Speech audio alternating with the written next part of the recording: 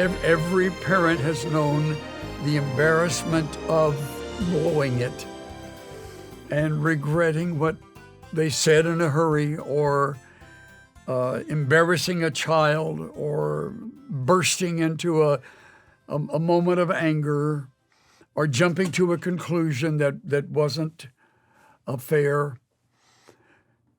So the difficulty is, how do you recover from that and help your children know you love them dearly, you want the best for them, and even though you struggle for living a life that's on a higher plane, there will be times that you don't measure up. There's something wonderful about having the objective story, we're back to that, housed in a episode called Paws Tales, where the children are going over something of this nature, where one of them has been disappointed, or maybe even hurt, or embarrassed. And it was related to something from an adult. And Papa Chuck helps them get beyond that by reminding them that we're all in the process of growing up and moving toward being mature, more like Christ. And the beautiful thing about the grace of God is that we don't have to bat 1,000. Yeah. And nobody goes to the Hall of Fame batting 500.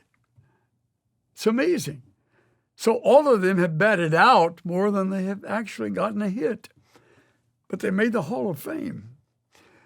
Some of the great parents just had to live with the fact that there is an old nature within them that emerges, and they wish it had never happened, but it happened.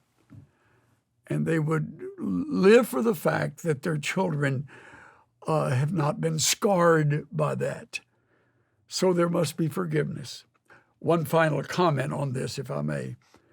I don't know of anyone more forgiving than children. I don't know that I've ever heard one of our four growing up, when I've said to one of them, I want to apologize. What I said this afternoon was not fair, or was said in a rush, and it wasn't good that I said that. Please forgive me. Not only do they forgive, but they instantly forgive and often give me a hug. Yeah. It's as genuine as it can be. And they don't bring it up again. How beautiful that is.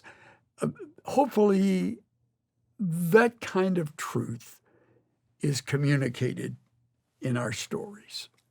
Yeah, I keep thinking about how invitational God is. Yeah. He's inviting us closer. Yeah. And I've thought, when a toddler is learning to walk and he gets up and he can barely keep his balance, everybody in the room, like, get a camera, look at you standing. Yeah, right. And he takes a half step and he falls. Yeah. Nobody says, well, what a loser. Yeah. Come back when you can run. Right. You get them back up, and Right. as long as they're moving toward the parent, Yeah. everything is excellent. Yeah, that's great. It doesn't matter how many times he falls. Yeah. And if we're just responding and going toward God, we can fall and fall and fall. And God is constantly excited and drawing us. And he takes a step back so that we don't quite reach him yet, because we're teaching the child to walk, and he doesn't know that. But when we're pursuing God, there's no limit to the forgiveness, to the redemption, to God's excitement that we're moving toward him. Right. So failing as a parent, that's just part of the package.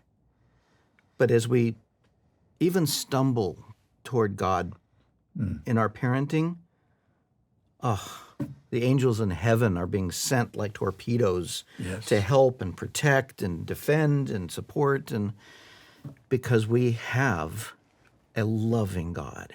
We do. It may seem a strange way to wrap this up, but I've done hundreds of funerals in my life.